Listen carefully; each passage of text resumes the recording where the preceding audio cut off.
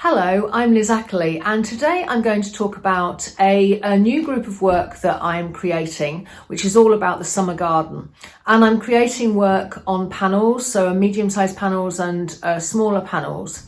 But the lead into that was a lot of work on location, drawings and mark making using mixed media. And I did that at a wonderful garden called Old Parsonage Gardens in Didsbury in Greater Manchester. And so hopefully the summer will come to us soon. But at that point in time, a few weeks ago, I was quite lucky with the weather. And so I'm going to share some of the footage of that and the studies that I created. And those studies are then informing, and there's a different range of them done in different ways, and I'll share that with you.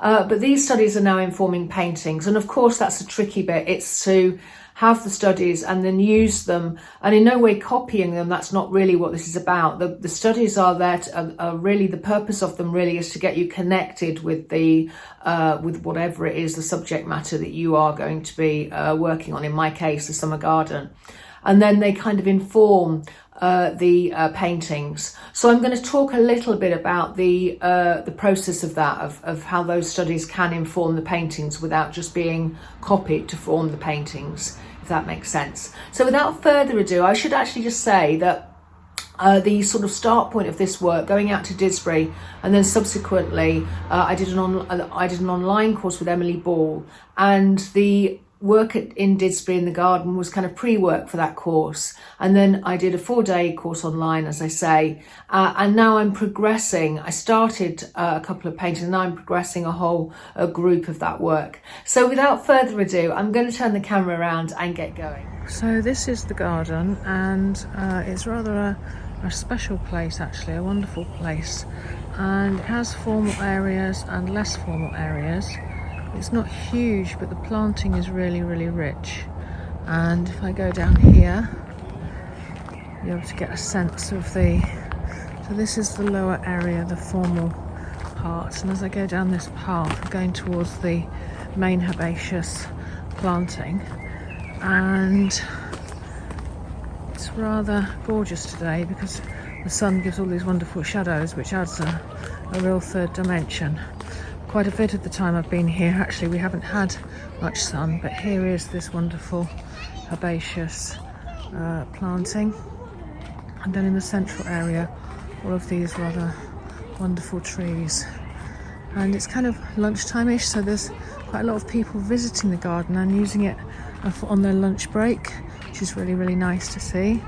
And coming back into the sun now, and I'll just walk down into the other part of the garden, which is where the entrances are and where the old parsonage building is.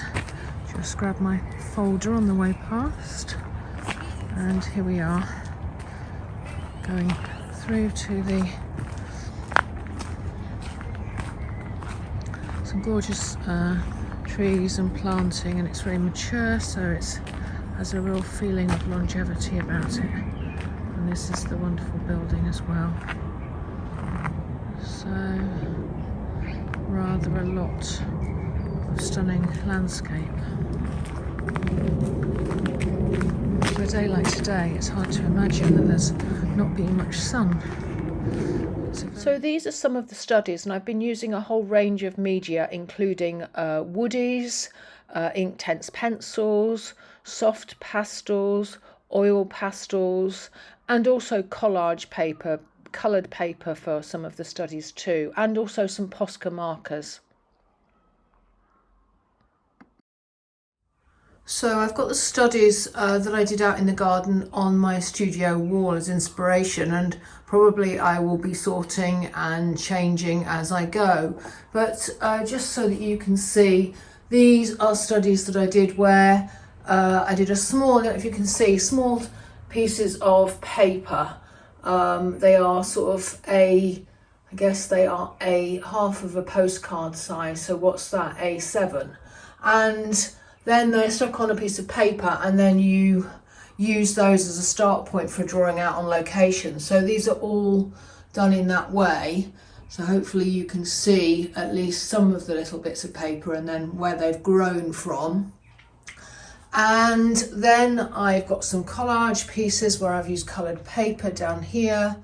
And these are a series of postcard size studies that I did also out in the garden. And the idea behind these is that you push away from representational into abstraction by really simplifying what you do. And in these studies, I was just using one or two shapes, a line, and then some details.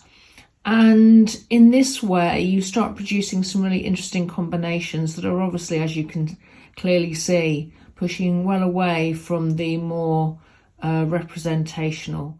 So these 4 paintings, the larger of the paintings that I'm doing, were started recently, and they were done in different ways. So the top 2 were done as a result of creating swatches of a few different colours that worked from my garden studies that I'd sort of identified. And then sort of literally expanded those to make them larger and put them on the surface as a start point for these initial paintings. And then the bottom 2 were done whereby I looked at one or more of the studies and then used the marks and the mark making that were in the studies in a sort of similar but different way on these surfaces.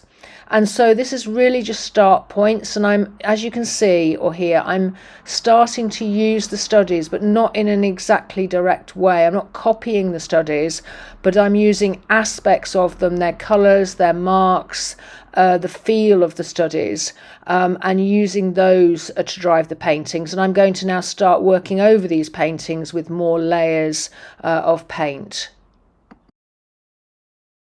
And in this example, I'm using one of those larger panels again, and I'm using mix of paint, of which I will share that with you in a second. But what I'm actually doing is I'm using marks from the studies, and I'm almost picking and plonking and sort of using them as inspiration, but I'm not necessarily looking at them at the time I'm painting. I've looked at them and then I'm just going with the flow, so to speak, and building up a richness. And this essentially is the colour palette that I'm using. So I'm mixing some using my own wet palette, as you can see on this paper here. And then I've got some of my colours I'm mixing larger volumes in pots. And obviously a whole massive range of brushes and things.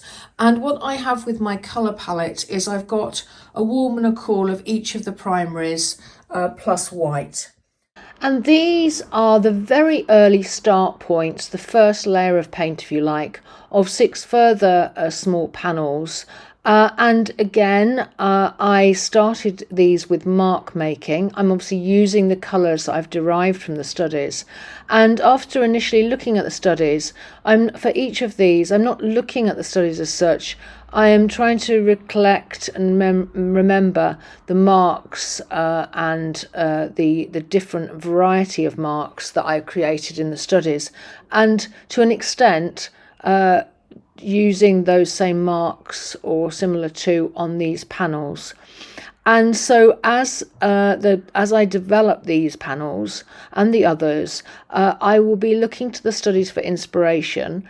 I will be looking at some of the approaches, like for example those approaches using collage, cutting through to create paths and so on, using the collage approach, almost like taking the scissors for a walk. And I will be using those techniques to help evolve the paintings. And so it's really a process of going back and forth between the studies and the paintings. And the whole point is that you are trying to explore and understand more about your subject matter, and also trying to reflect in my case at least, the feel and the sensory inspiration of being there in that wonderful garden. And so I will also be drawing on words that I have written about the garden, and I will be sort of sitting and gathering my thoughts and writing more in my journal, and then using those words to inspire some more of the painting and more understanding about what each of these panels is going to be about. And necessarily, as you evolve through the series, you start to identify different sort of angles of your subject matter that you want to sort of share and explore in each of the paintings. So I hope that's been helpful. I'd love it if you can make comments, and please do like and subscribe if you aren't already. And as ever, I'll catch you next time, and thanks a lot. Bye bye.